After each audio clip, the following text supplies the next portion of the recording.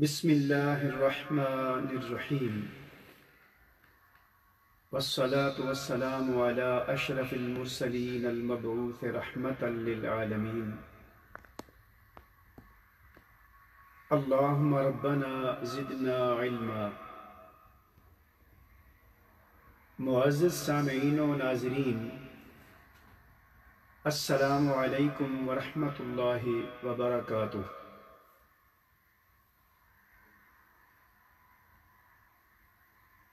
آپ کے شرعی مسائل میں حاضر ہیں۔ اس پروگرام میں ہم آپ کی طرف سے کیے گئے سوالوں کے جوابات دیتے ہیں۔ آج کا سوال بہت اہم اور نازک ہے، کیونکہ یہ سوال کئی بار کیا گیا، تو اس پر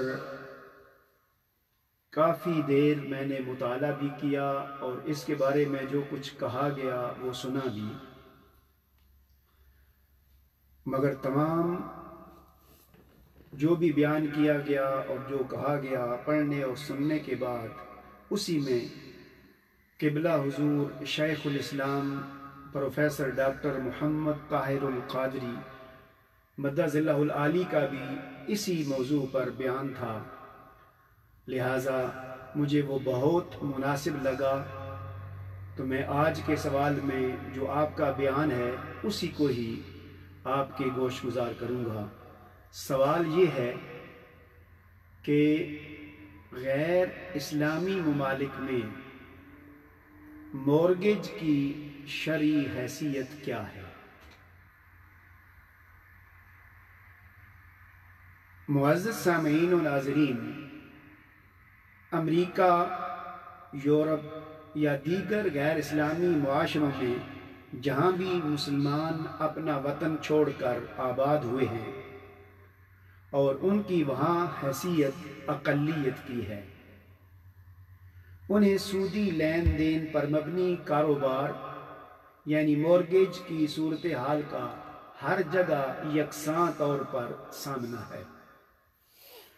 اس مسئلے کو سمجھنے کے لیے 5-6 مختلف گوشے اور مرحلے ہیں جنہیں ہم بالترتیب آپ کے سامنے بیان کرتے ہیں کہ تمام غیر اسلامی معاشرے، خواہ وہ مغربی ہوں، یورپی ہوں یا مشرقی اور امریکی،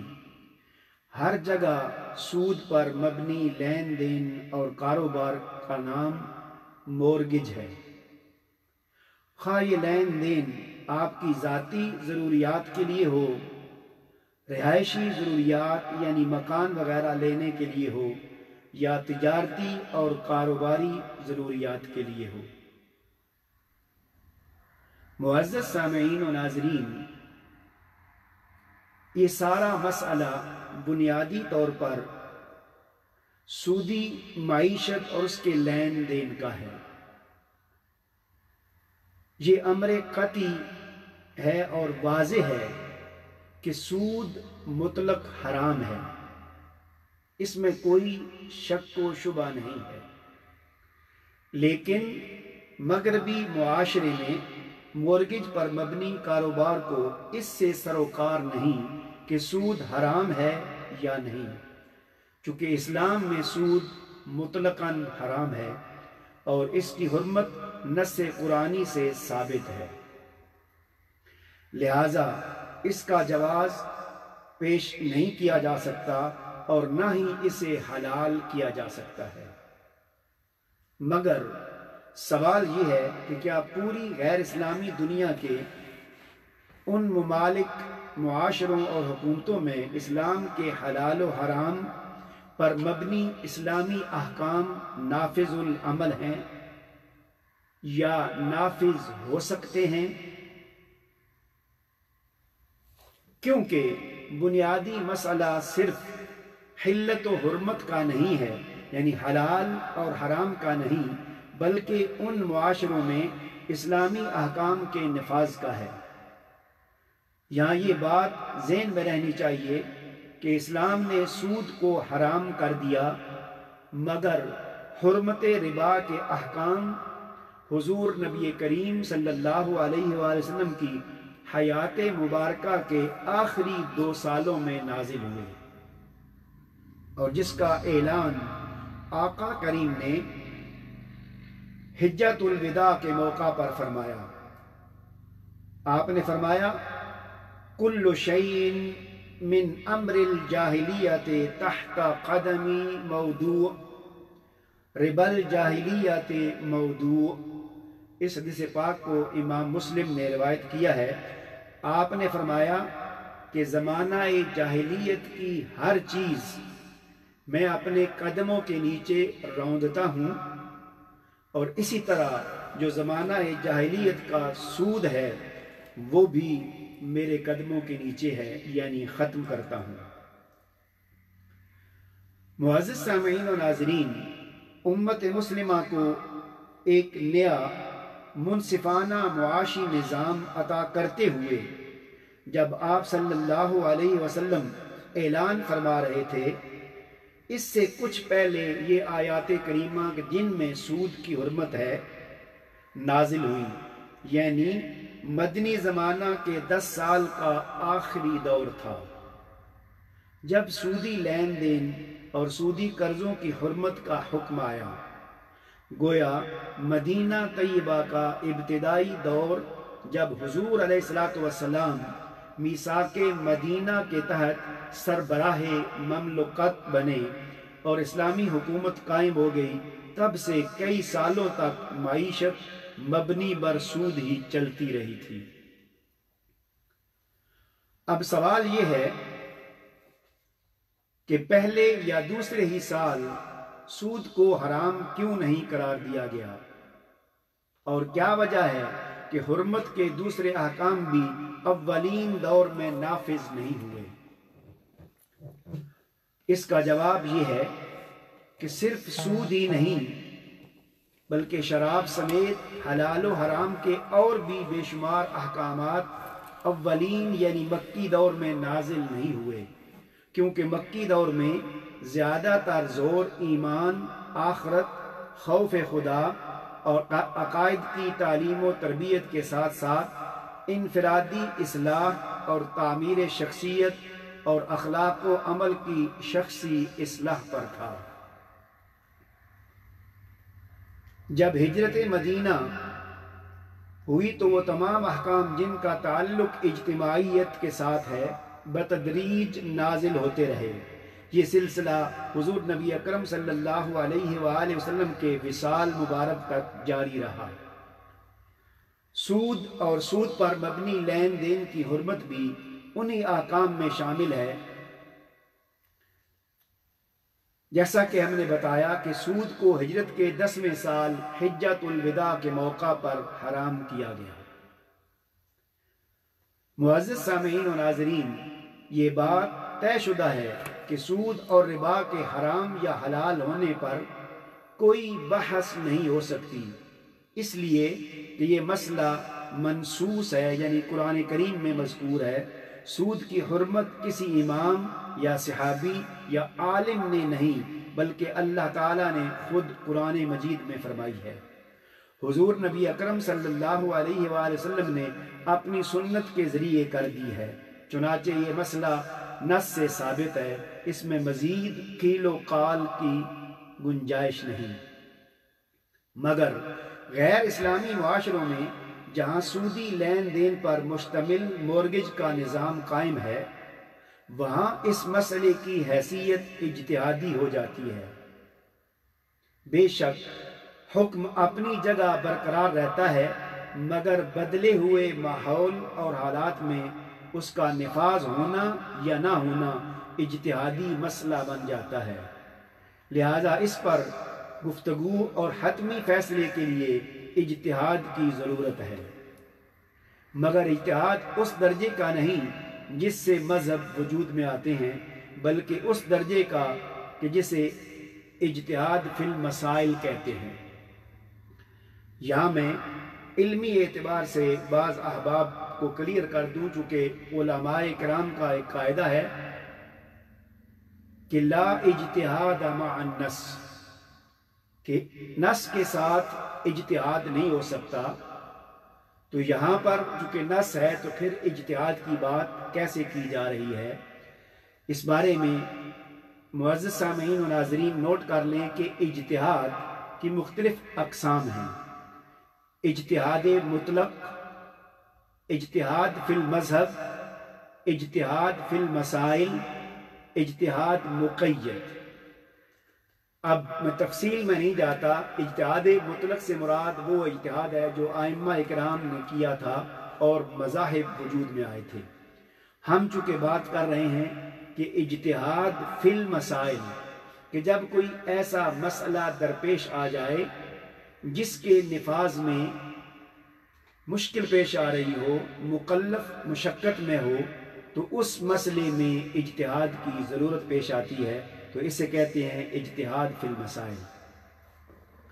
معزز سامعین و ناظرین، اب دوبارہ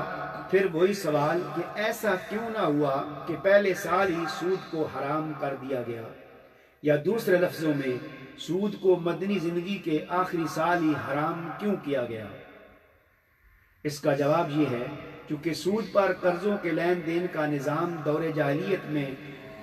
ایک سسٹم آف اکانومی تھا جو ذاتی اور کاروباری ضروریات دونوں کے لیے عرصہ قدیم سے چلا آ رہا تھا. اس کی منسوخی کا حکم اس وقت تک نافذ نہیں ہو سکتا تھا جب تک کہ اسلام اس کی جگہ کوئی متبادل نظام مہیا نہ کر دیتا، جس سے لوگوں کی سودی نظام کے ذریعے پوری ہونے والی ضروریات کا متبادل پیش نہ ہو جاتا یا ان کی ضمانت مہیا نہ ہو جاتی. اس فوری منسوخی کی صورت میں تمام معاشی نظام میں ایک خلا آ جاتا. سود پر مبنی قرضے تو ختم ہو جاتے، مگر فی الفور بغیر سود پر لین دین اور قرضوں کا نظام نہ ہونے کی صورت میں ضرورت مندوں کی زندگی اجیرن ہو جاتی. اسلامی تعلیمات کے بتدریج نفاذ میں یہ فلسفہ پنہاں ہے کہ اسلام تبدیلی کی صورت تو ضرور پیدا کرتا ہے مگر معاشرتی زندگی میں خلا پیدا نہیں کرتا. وہ پہلے تبدیلی کے ذریعے ممکنہ خلا کو پر کرتا ہے، پھر اس پرانے نظام کو منسوخ کر دیتا ہے تاکہ لوگوں کی زندگی جمود کا شکار نہ ہو جائے. کیونکہ اگر یہ کیفیت بن جائے کہ اب کیا کریں تو اس سے بہت سی خرابیاں پیدا ہوتی ہیں. تو گویا اسلام نے اس لمحے لوگوں کی ضرورت پوری کرنے سے معذرت کر لی. اگر ایسا ہو تو یہ اللہ اور اس کے رسول صلی اللہ علیہ وآلہ وسلم کی شان کے خلاف اور شرعی حکمت کے منافی ہے. معزز سامعین و ناظرین، دیار غیر میں مورگیج کا مسئلہ ایک اجتہادی مسئلہ ہے. اس لیے مملکت اسلامیہ میں پہلے کبھی ایسی صورتحال پیدا نہ ہوئی تھی کہ مسلمان محکوم اقلیت کی صورت اختیار کر گئے ہوں، اس لیے کہ قدیم فقہا کے ہاں اس مسئلے پر کسی قسم کی تصریحات نہیں ملتی. مذکورہ بحث سے یہ نتیجہ نکلا اور وہ 3 نکات ہیں. پہلی بات یہ کہ سود کی حرمت پر مبنی حکم کو آخر میں اس لیے نافذ کیا گیا تاکہ اسلام اس عرصہ میں سود سے پاک معیشت کے ادارہ جات قائم کرے جس سے لوگوں کی معاشی سرگرمیاں معطل نہ ہونے پائیں. نفاذ احکام کے اس باب میں بطور استدلال یہ بات بھی سامنے آتی ہے کہ اسلام کسی چیز کو ممنوع قرار دیتا تو اسے ممنوع قرار دینے سے پہلے اس کا متبادل مہیا کر چکا ہوتا تھا. جہاں متبادل نہ ہو وہاں حرام تو حرام ہی رہتا ہے، مگر پہلے دور کی مثال سامنے رکھنی پڑے گی. دوسری بات، اسلام نافذ ہونے، قرضہ حسنہ، بیت المال اور صدقات و خیرات کے ادارے قائم ہونے کے بعد سود کو اہل اسلام کی زندگی سے اس وقت نکالا گیا جب مسلمانوں کی اقتصادی زندگی پر کوئی مضر اثرات ظاہر نہ ہوں اور امت مسلمہ کی معاشی سرگرمیاں جاری رہیں. تیسری بات کہ غیر اسلامی حکومت میں احکامات اسلامی کا نفاذ یہ تعین کرنے کا تقاضا کرتا ہے کہ یہاں حکم لاگو ہو سکے گا یا نہیں۔ معزز سامعین و ناظرین،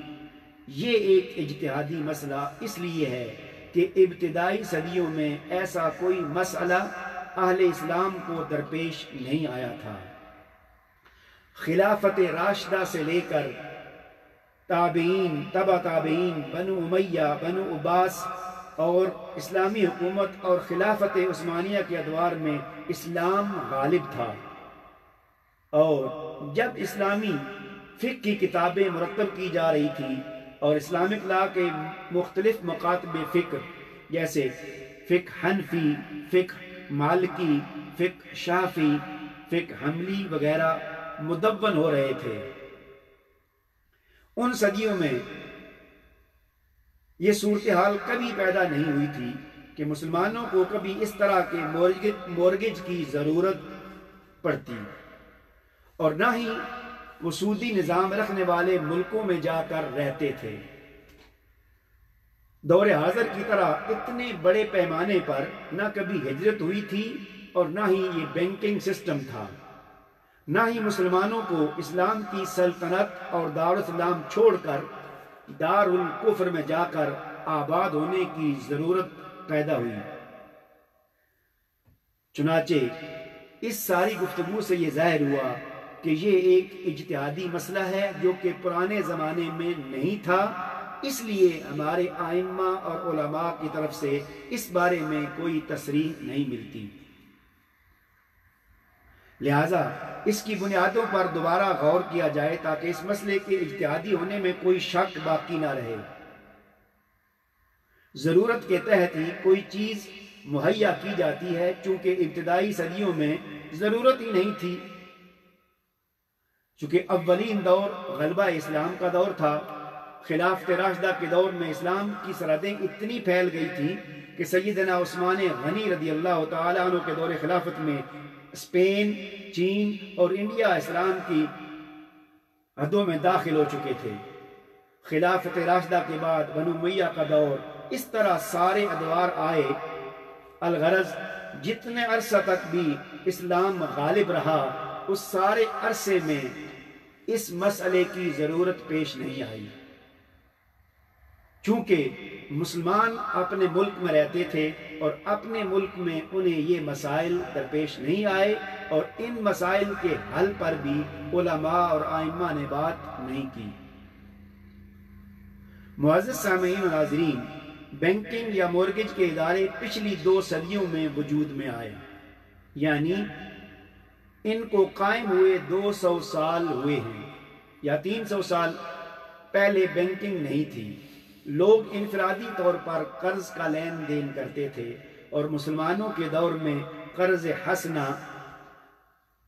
حسنہ کے طور پر دیا جاتا تھا۔ اس وقت غیر سودی لین دین کے اداروں، کمپنیوں اور مارگیج سسٹم کا نام و نشان بھی نہ تھا، لہذا یہ صورتحال ابھی پیدا نہیں ہوئی تھی کہ لین دین کے سودی کاروبار کی شرعی حیثیت کے بارے میں پوچھا جائے اور فقہاء و مجتہدین ان کے جواب میں وضاحت کر دیں۔ دوسری طرف اکا دکا مسلمان غیر اسلامی ممالک میں تبلیغ کے لیے جا کر آباد ہوتے تو بھی تبلیغ کے بعد واپس آ جاتے تھے، تجارت کے لیے جاتے اور تجارت کے بعد واپس آ جاتے۔ جو مسلمان تجارت کے لیے جاتے وہ خود مالی طور پر اتنے مضبوط ہوتے کہ انہیں وہاں سے قرض لینے کی ضرورت ہی نہیں پڑتی تھی، وہ اپنا مال ان منڈیوں میں بیچنے جاتے تھے۔ لہٰذا اسلام کا جو پہلا دور گزرا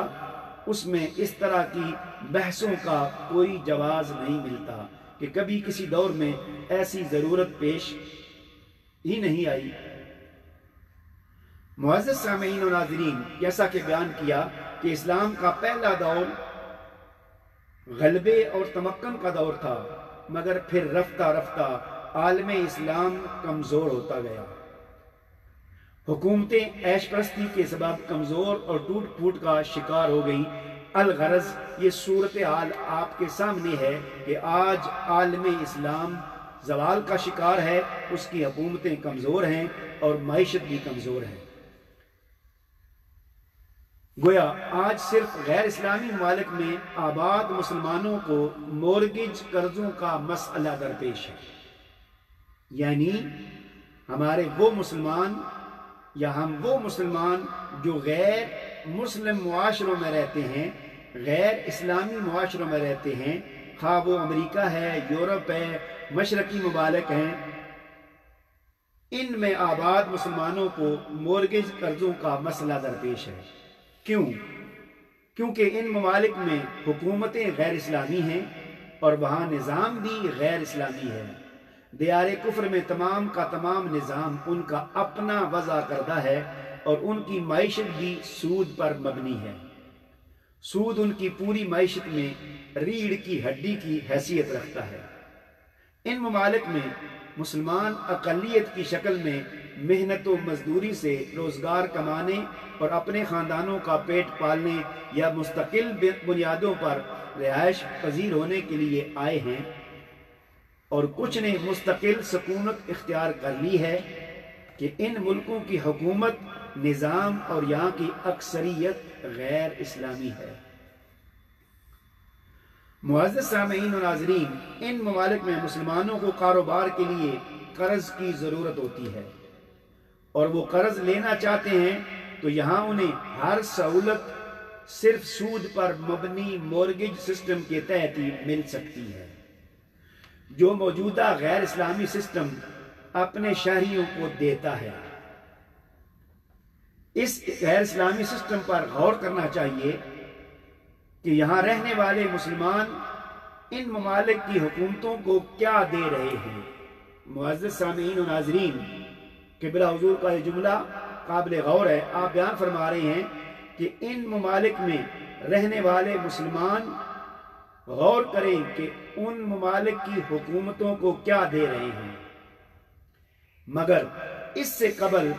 وہاں سے ملنے والی دیگر سہولیات کا جائزہ بھی لیا جانا چاہیے۔ ان میں سب سے پہلی بات تو یہ ہے کہ مسلمان وہاں خدمات بجا لانے کی صورت میں تنخواہ لے رہے ہیں۔ معزز سامعین و ناظرین، ان جملوں پر غور کریں اور توجہ سے سنیں کہ ان ممالک میں، غیر اسلامی ممالک میں، مسلمان وہاں خدمات بجا لانے کی صورت میں تنخواہ لے رہے ہیں، بیماری کی صورت میں اور کام کاج کے قابل نہ رہنے کی صورت میں پینشن، سوشل سیکیورٹی اور طبی سہولیات بھی حاصل کر رہے ہیں۔ تنخواہ سے لے کر سوشل سیکیورٹی تک اور دیگر تمام سہولیات تک جو کچھ وہ جس خزانے اور جس نظام سے لے رہے ہیں، شریعت اور اسلام کی روح سے، تو وہ بھی حلال نہیں۔ معزز سامعین و ناظرین، ان ممالک کے باشی مسلمان جو سہولتیں، جو چیزیں لے رہے ہیں شریعت کے اعتبار سے، تو وہ بھی حلال نہیں۔ اس میں شراب اور سود کا پیسہ بھی جا رہا ہے،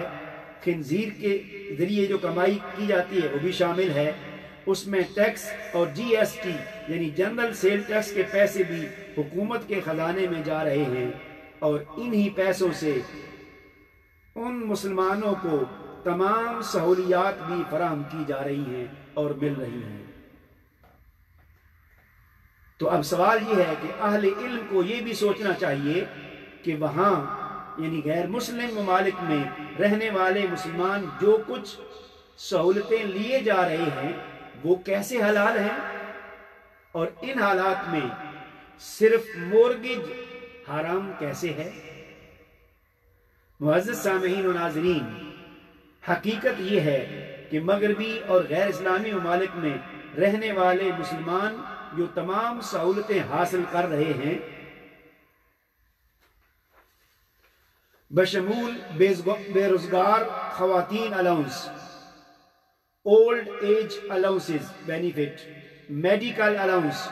ایجوکیشن الاؤنس اور دیگر متعدد الاؤنسز، یہ سب حرام سودی معیشت کے پیدا کردہ ہیں، پیداوار ہیں۔ کہ تمام تر محصولات جو شراب پر GST لگا کر خنزیر بیچ کر آتے ہیں اور ان تمام ذرائع سے آتے ہیں، جن میں سے کچھ جائز ہیں اور کچھ ناجائز ہیں، اور سب سے بڑھ کر یہ کہ یہ سودی نظام سے یہ تمام سرمایہ اکٹھا ہوتا ہے جس کی بنیاد پر وہ اپنا تمام لین دین کرتے ہیں۔ معزز سامعین و ناظرین، مختصراً یہ کہ ان ممالک میں سودی لین دین پر مبنی ایک پورا نظام ہے، اور مذکورہ تمام سہولیات اس نظام کا حصہ ہیں، جس کے تحت وہاں رہنے والے کم و بیش تمام مسلمان نہ صرف پیسہ حاصل کر رہے ہیں بلکہ استعمال بھی کر رہے ہیں۔ تو اگر یہ سب کچھ جو حرام تھا اور بے دھڑک استعمال کیا جا رہا ہے تو صرف مورگیج ہی حرام کیوں؟ معزز سامعین و ناظرین، قبلہ حضور فرماتے ہیں کہ اگر مورگیج حرام ہے تو یقیناً وہ تمام سہولیات بھی حرام ہیں جن سے وہاں کے رہنے والے استفادہ کر رہے ہیں۔ اب اگر ان سے پوچھیں کہ ان تمام سہولیات کو آپ اختیار کیے ہوئے ہیں، یہ حاصل کر رہے ہیں، استفادہ کر رہے ہیں، یہ کیوں کر رہے ہیں؟ تو ان کا جواب ہوتا ہے کہ اگر حکومت کی مدد ساتھ نہ ہو تو سارا مہینہ محنت مزدوری کرنے کے باوجود بھی ہم ایک باعزت اور آسودہ زندگی بسر نہیں کر سکتے۔ پھر طبی سہولت، اولڈ ایج بینیفٹ اور بے شمار دیگر سہولیات جو حکومت مفت فراہم کرتی ہے، اگر وہ ساری بند کر دی جائیں اور صرف محنت کی کمائی سے گزارا کیا جائے تو کوئی فیملی بھی اپنی کمائی کے وسائل سے ان ممالک میں زندگی اچھی طرح نہیں گزار سکتی۔ معزز سامعین و ناظرین، یہ ایک لمحہ فکریہ ہے کہ پھر اس مسئلے کا اس کے سوا حل کیا ہے کہ عالم کفر سے نقل مکانی کر کے دوبارہ عالم اسلام میں واپس چلا جانا چاہیے،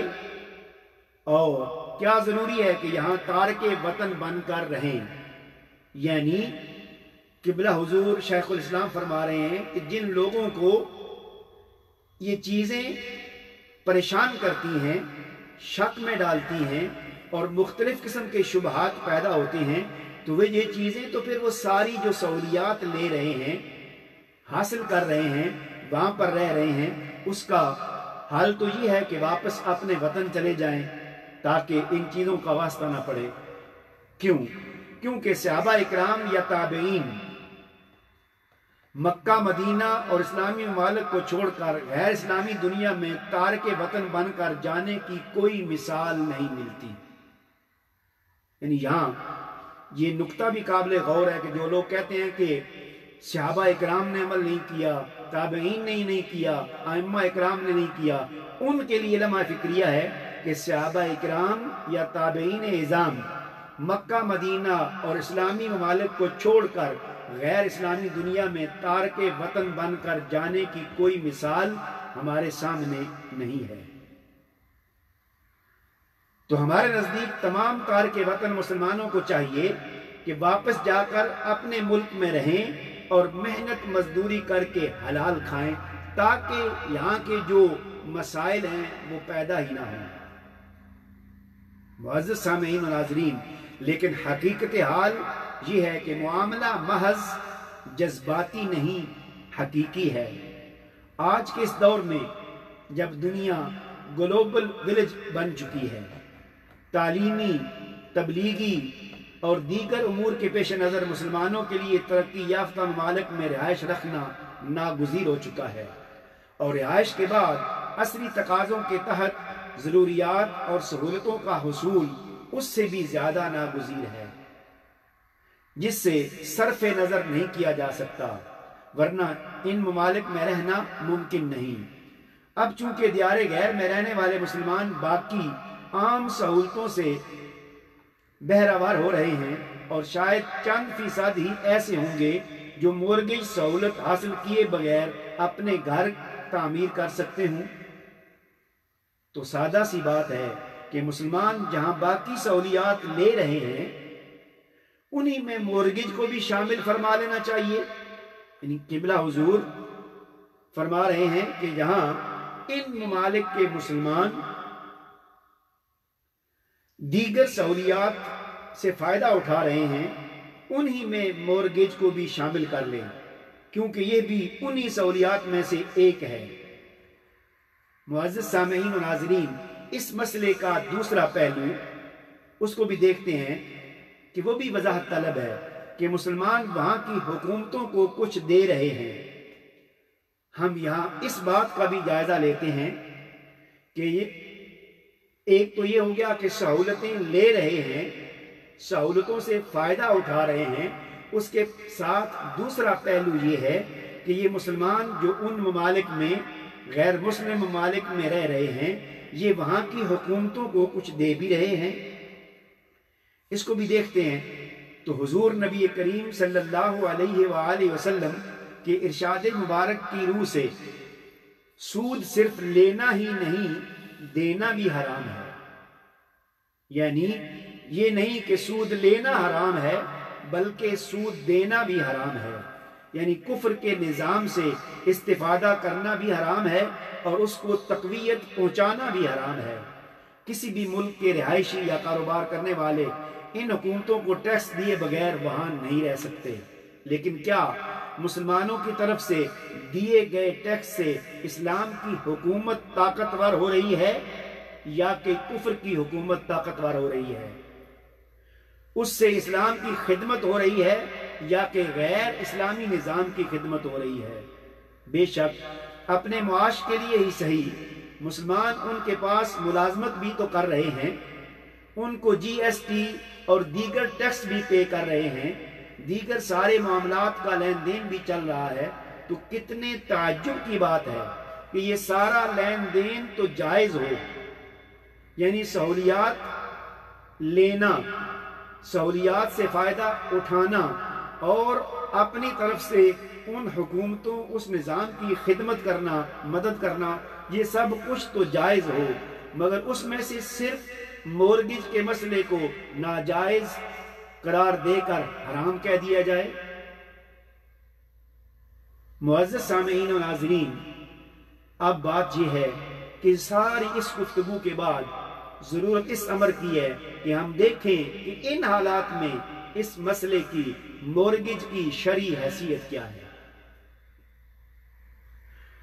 قبلہ حضور شیخ الاسلام فرماتے ہیں کہ اس مسئلے کی شرعی حیثیت ہماری نظر میں یہ ہے کہ جب مسلمان ایسی جگہ پر رہ رہے ہوں جہاں اسلام کے قوانین و احکام معیشت اور حلال و حرام کے احکام نافذ العمل ہی نہ ہوں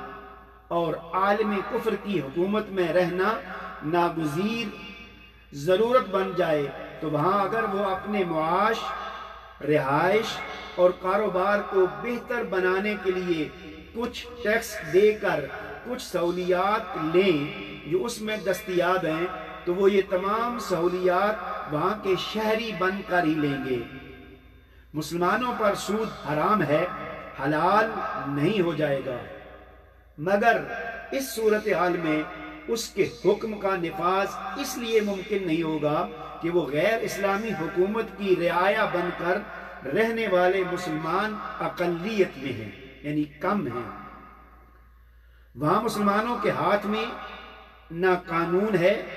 نہ ہی غیر سودی انفرادی قرضوں کے لین دین کا نظام،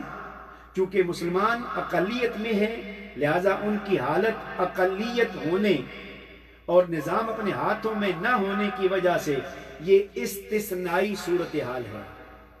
اللہ پاک نے استثنائی اضطراری میں صورتحال میں حرام چیز کو بھی ضرورتاً اور حاجت پوری کرنے کے لیے استعمال کرنے کی اجازت مرحمت فرمائی ہے۔ معزز سامعین و ناظرین، اسلام کا ایک بنیادی اصول ہے کہ اگر جان کو خطرہ ہو تو جان بچانے کے لیے خنزیر اور شراب تک سب حرام سے حلال ہو جاتے ہیں۔ اس بارے میں قرآن کریم کی نص قطعی ہے، فرمان باری تعالیٰ ہے فَمَنِ اضْطُرَّ غَيْرَ بَاغٍ وَلَا عَادٍ فَلَا إِثْمَ عَلَيْهِ۔ یہ سورہ البقرہ کی آیت نمبر 173 ہے۔ ارشاد باری ہے پھر جو شخص سخت مجبور ہو جائے تو نہ نافرمانی کرنے والا ہو اور نہ حد سے بڑھنے والا، تو اس پر زندگی بچانے کی حد تک کھا لینے میں کوئی گناہ نہیں۔ معزز سامعین و ناظرین، یہاں قرآن نے کہا فلا اثم علیہ، اس پر گناہ نہیں۔ اس حکم سے نہ تو خنزیر حلال ہو گیا ہے اور نہ ہی مردار اور شراب حلال ہوئے ہیں۔ حرام اپنی جگہ حرام رہا، جب حالت اضطرار سے صورتحال بدل گئی اور وہ اس وقت گمبھیر ہو گئی تو حرام ہونے کا حکم صورتحال کی تبدیلی کی وجہ سے معطل ہو گیا اور اس کا نفاذ اس خاص صورتحال کی موجودگی تک مؤخر قرار پایا۔ معزز سامعین و ناظرین، مزید وضاحت فقہا کے طرز عمل سے یوں بھی کی جا سکتی ہے کہ امام نووی نے اپنی کتاب المجموع میں بیان کیا ہے کہ امام ابو حنیفہ علیہ رحمہ، امام مالک علیہ رحمہ، امام شافعی اور دیگر فقہا کا اس پر اجماع ہے کہ اگر حج کرنے والے کی کمائی حرام کی ہے یا آج کل کی طرح ملی جلی ہے تو اس شخص کو حرام کی کمائی کا گناہ اور حرام خرچ کرنے کا گناہ اپنی جگہ، مگر اس کے باوجود اس کا حج ہو جائے گا، یعنی اس کے ذمہ سے جو فرضیت حج تھی وہ برقرار نہیں رہے گی، وہ ساقط ہو جائے گی۔ اس کا حج قبول ہوا یا نہیں یہ دوسری چیز ہے، البتہ اس حرام کمانے کی وجہ سے وہ اللہ کے ہاں گناہگار ہوگا، اپنے گناہ کی سزا بھگتے گا۔ معزز سامعین و ناظرین، اسی طرح استثناء کے مختلف احکام ہیں۔ استثنائی حالات میں سے اولین اضطرار حرام کھا کے جان بچانا ہے۔ مورگیج کا مسئلہ اس سے بڑا نہیں ہے، یعنی جان بچانے کے لیے حرام تک کھانا، مورگیج کا مسئلہ اس سے بڑا نہیں ہے، لیکن اس مسئلے کو اضطرار ہی پر قیاس کیا جائے گا، کیونکہ ایک طرف انفرادی زندگی بچانے کا مسئلہ تھا تو قیام دیار غیر میں اجتماعی زندگی بچانے کا مسئلہ ہے، یعنی حالت اضطرار میں جہاں پر حرام جائز ہوا تھا وہاں انفرادی زندگی بچانے کا مسئلہ تھا، لیکن غیر اسلامی ممالک میں، ان معاشروں میں اجتماعی زندگی بچانے کا مسئلہ ہے۔ وہاں جان بچانے کے لیے حرام سے شریعت نے مستثنا کیا، یہاں غیر اسلامی ممالک میں من حیث المجموع زندہ رہنے، کاروبار کرنے، اجتماعی زندگی برقرار رکھنے، مساجد اور ادارے بنانے اور بطور مسلم اپنا تشخص برقرار رکھنے کے لیے اس نظام سے سہولیات حاصل کرنا اور مورگیج لین دین بھی استثنائی ہے۔ صورتحال کا مظہر ہے، کیونکہ اگر یہاں مورگیج سہولت سے استفادہ نہ کیا جائے تو کوئی شخص یا اکثر لوگ مکان نہیں خرید سکتے، رہائش نہیں رکھ سکتے، کاروبار نہیں کر سکتے، محدود وسائل سے یہ سب کچھ ممکن نہیں۔ وہ مکان کرایہ پر بھی لے، بچوں کی تعلیم بھی ان کو بھی دلوائے اور روزمرہ کے وہ اخراجات بھی برداشت کرے، تو یہ بہت مشکل ہے۔ تو یہاں اجتماعی مسلم معاشرے کی بقا کا مسئلہ ہے، تو انفرادی زندگی میں فرد کی بقا کا مسئلہ تھا، اپنے خاص حالات کی وجہ سے استثنائی مسئلہ تھا۔ اگر آج مغرب میں رہنے والے مسلمان طے کر لیں، یہ فیصلہ کر لیں کہ آئندہ مورگیج سہولت کسی صورت میں نہیں لی جائے گی، نہ کاروبار کے لیے، نہ ضروریات کے لیے، نہ روزگار کے لیے، نہ بچوں کی تعلیم کے لیے، نہ مکان کے لیے، اور جو کمائیں گے اسی سے ضروریات زندگی پر خرچ کیا جائے گا، تو یقیناً مغرب میں رہنے والے کا قیام، رہائش اور اجتماعی شناخت برقرار رکھنا مشکل ہی نہیں بلکہ ناممکن ہو جائے گا۔ معزز سامعین و ناظرین، یہاں مسئلہ انفرادی جان بچانے کا نہیں مگر اجتماعی طور پر دیار غیر میں قیام اور شناخت بچانے کا ضرور ہے۔ مغربی ممالک میں اسلامی شناخت کے حوالے سے یہ بات قابل ذکر ہے کہ امریکہ اور برطانیہ وغیرہ میں بے شمار مساجد بن چکی ہیں۔ معزز سامعین و ناظرین، ذرا غور سے یہ جملے بھی سنیں کہ ان ممالک میں بے شمار مساجد بن چکی ہیں اور مزید تعمیر ہو رہی ہیں۔ ساری مسلم کمیونٹی کو فخر ہے کہ یہاں دھڑا دھڑ اللہ کے گھر آباد ہو رہے ہیں، مساجد بن رہی ہیں، اسلامی مراکز بن رہے ہیں۔ تو یہاں سوال یہ ہے، کیا یہ مسلم کمیونٹی لین دین کے حوالے سے دی گئی سہولیات یعنی مورگیج وغیرہ کے بغیر ہی اس قابل ہے کہ بڑے بڑے اسلامی سنٹر بنا سکیں، مساجد تعمیر کر سکیں؟ یہ بات تو موجب افتخار ہے، یعنی قابل فخر ہے کہ اتنے اللہ کے گھر بن گئے، مساجد بن گئی، یہ تو خوش ہونے کی بات ہے۔ مسجد بنانے پر تو خوش رہنے والے اگر ذرا غور کریں کہ مورگیج کو حرام کیوں قرار دے رہے ہیں، ان سے یہ بھی سوال کیا جائے کہ ان مساجد کو بنانے کے لیے جو لوگ پیسے دے رہے ہیں، اسلامک سینٹر قائم کرنے کے لیے جو فنڈ دے رہے ہیں، ذرا غور کریں کہ وہ کہاں سے آ رہے ہیں۔ اگر آج یہی لوگ مورگیج کے ذریعے قرض لے کر اپنا کاروبار چھوڑ دیں تو 98-99% لوگ اس قابل نہیں رہیں گے کہ مسجد تعمیر کرنے کے لیے کوئی پلاٹ ہی خرید سکیں یا اس کے لیے چندہ دے سکیں۔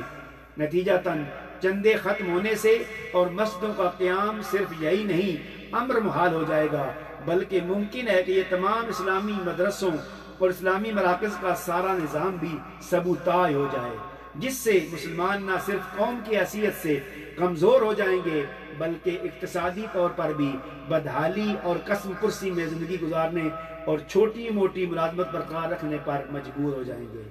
جس کے نتیجے میں اہل اسلام کی خوشحالی اور ترقی کے راستے بند ہو جائیں گے۔ معزز سامعین و ناظرین، اگر یہ مسلمان ان سہولتوں سے استفادہ اپنے اوپر حرام کر لیں تو وہ صرف چھوٹے درجے کا روزگار کمانے والے مزدور بن کر رہ جائیں گے، اور صرف اسی حالت میں زندگی بسر کرنے سے اسلام کی تبلیغ، خدمت اور مشرق و مغرب میں اسلامی اداروں کے قیام استحکام کا سارا سلسلہ لامحالہ طور پر رک جائے گا۔ پورے عالم اسلام میں جب کبھی کسی جگہ کوئی مشکل پیش آتی ہے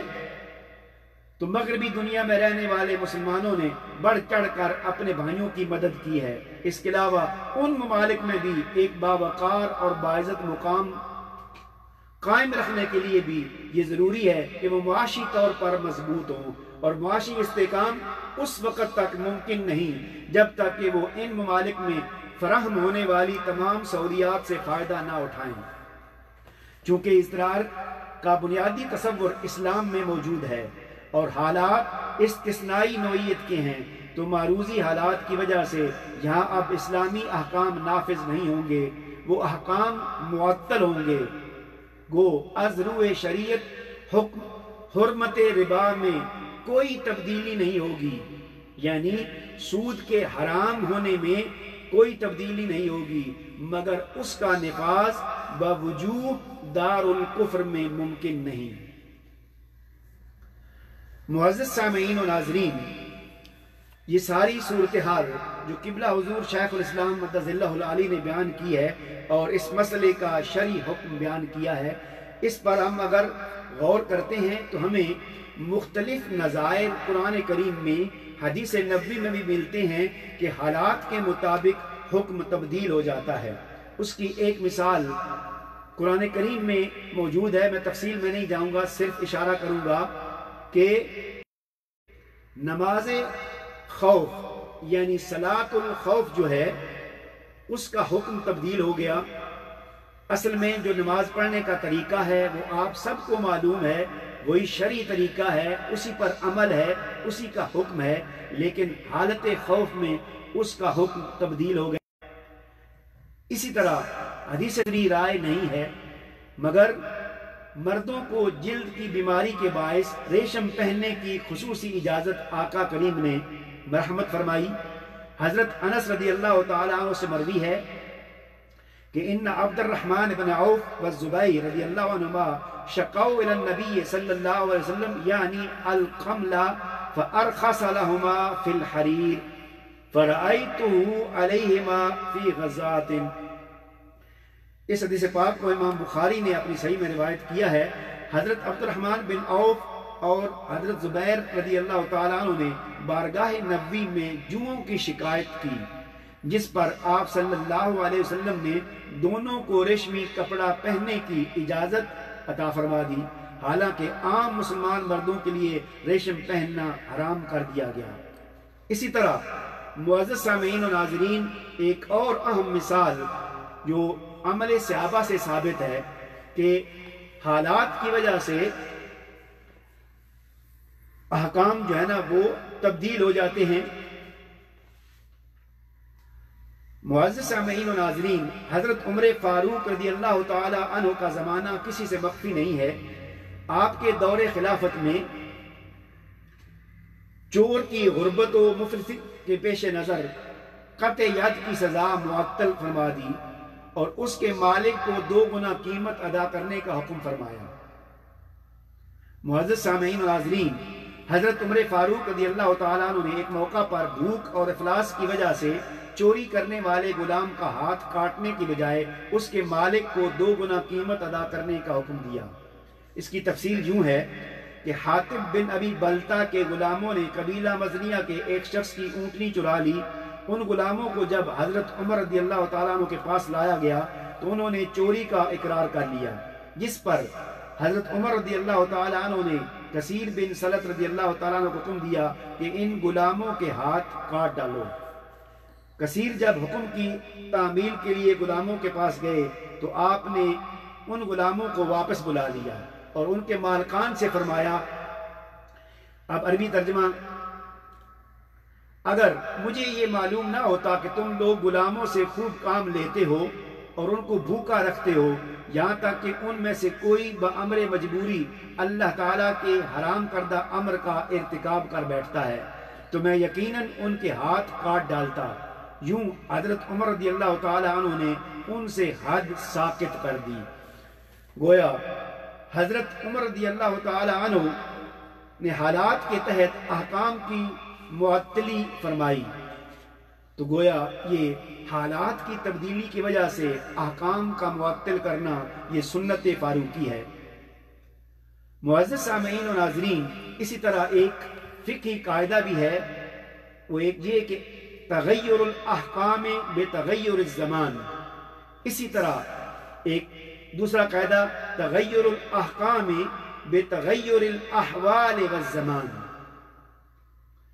معزز سامعین و ناظرین، فقہاء کا یہ متفقہ اصول ہے کہ بدلے ہوئے حالات میں احکام بھی تبدیل ہو جاتے ہیں۔ بالکل اسی طرح آخری بات، بالکل اسی طرح مغرب یا دیگر غیر اسلامی حکومتوں کی حدود میں رہنے والے مسلمانوں کے چونکہ حالات وہ نہیں جو اسلامی حکومتوں میں ہوتے ہیں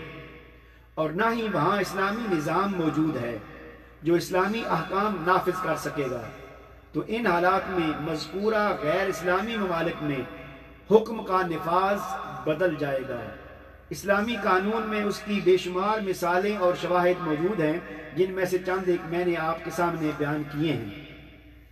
خلاصہ یہ ہوا کہ مسلمانوں کا اپنی رہائشی اور کاروباری ضروریات کو پورا کرنا اس لیے ضروری ہے کہ ان کے مضبوط ہونے سے دیار غیر میں رہنے والا سارا مسلم معاشرہ مضبوط ہوگا، اور جب مسلمان بطور معاشرہ مضبوط ہوں گے تو اس مضبوطی سے اسلام مضبوط ہوگا، اسلام کے ادارے مضبوط ہوں گے، اسلام کی تعلیم و تربیت اور عبادت کا نظام بھی مضبوط ہوگا، نتیجتاً امت مسلمہ کو مدد اور فائدہ پہنچے گا۔ لہٰذا دیار غیر میں مسلم کمیونٹی کی مضبوطی کے لیے ان ممالک سے ملنے والی موجودہ معاشی سہولیات سے فائدہ اٹھانا، جن میں سر فہرست مورگیج لین دین ہے، وہ سب استثنائی رخصت کے تحت مباح ہیں اور ان سے فائدہ اٹھایا جا سکتا ہے۔ معزز سامعین و ناظرین، اس سلسلے میں فقہائے اسلام کی یہ تصریح بھی مد نظر رہے کہ وہ شخص جسے خنزیر اور شراب پی کر جان بچانے کی استثنائی رخصت کی صورتحال درپیش ہوئی مگر وہ اسے ٹھکرا کر مر گیا، یعنی ایک شخص اس پر حالت یہ بن گئی کہ بھوک کی وجہ سے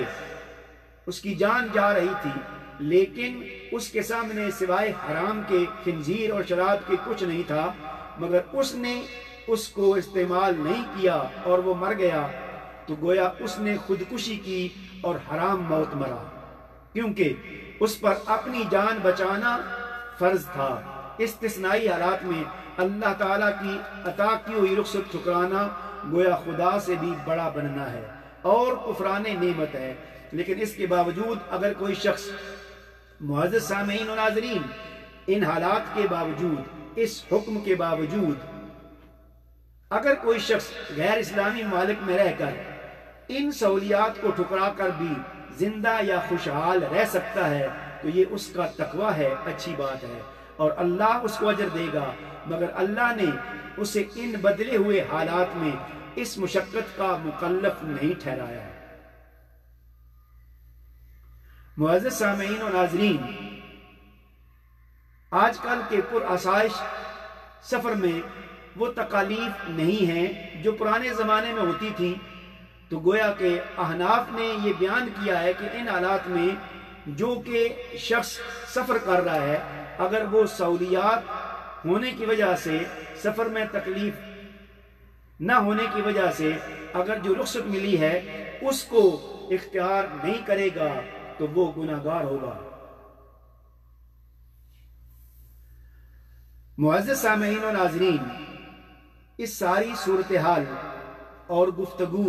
اور کلام اور نصوص اور قبلہ حضور کے کلمات سے ثابت ہوا کہ استثنائی صورتحال میں اللہ تعالیٰ کی طرف سے ملنے والی رخصت پر عمل کرنا از روئے شرع درست ہے۔ دیار غیر میں یعنی غیر اسلامی ممالک میں مسلمانوں کو درپیش مورگیج کا مسئلہ بھی تغیر حالات کی وجہ سے تبدیلی احکام کی استثنائی صورت رکھتا ہے۔ دیار غیر میں رہنے والے مسلمان غیر نافذ شدہ احکام کے مکلف نہیں رہے۔ اللہ تعالیٰ نے استثناء دیا ہے، ہر چند کہ اگر کوئی مورگیج کی سہولت نہ لے اور اس کے بغیر زندہ رہے تو حرج نہیں، یہ تقوی ہے اور اللہ تعالیٰ اس کا اجر دے گا۔ لیکن اگر کوئی خود کو بلا وجہ اتنی مشقت اور تکلیف میں نہ ڈالنا چاہے، بلکہ خود کو مسلم معاشرے کو، مسجدوں کو، اسلامی اداروں کو، تنظیم کو، مشن کو اور دیگر اسلامی اداروں کو مضبوط کرنا چاہتا ہے تو اللہ نے اس کے لیے راستہ کھول دیا ہے۔ اس سہولت کو اختیار کرنے پر اللہ کے ہاں اسے کوئی گناہ نہیں ہوگا۔ واللہ ورسولہ اعلم بالصواب۔